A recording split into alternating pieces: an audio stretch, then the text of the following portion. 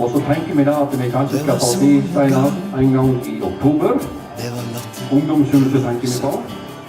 Det var sommer, Viktig til sammenlignet. Det har jo også de gjenstander som de har fått. det var deg og det var meg. Det var minner som aldri vil dø. Det var Da går vi på mopeden da, og en sol og som den er farga mannen på ei som var en mann som sykler fort. berusende ord. Det var sommer, det var sol.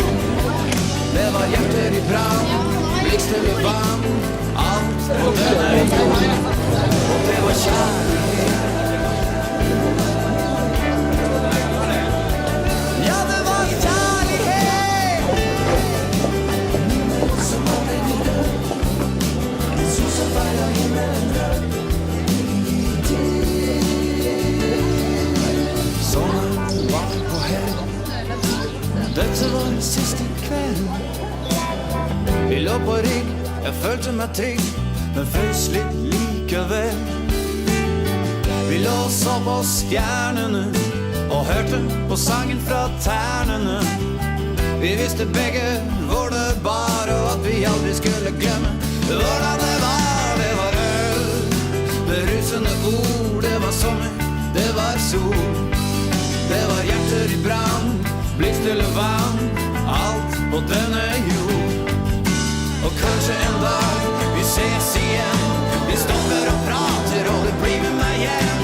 Så ser vi med tiden hva som skjer, mens vi tenker tilbake på minner og ler. Det var øl, berusende ord, det var sommer, det var sol. Det var hjerter i brann, blikkstille vann, alt på denne jord. Og det var kjærlighet. Ja, det var kjærlighet. Minnene vil aldri dø. Solen farga himmelen rød.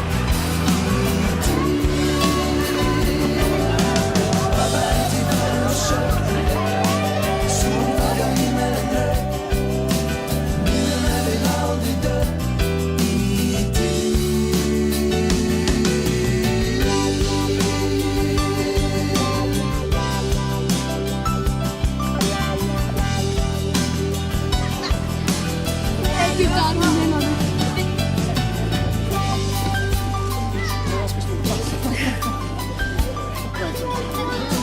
Ja, show er at kontaktsiden her, den er jævlig stor, det er god beskyttelse, og som oftest, de som personer er helt svart.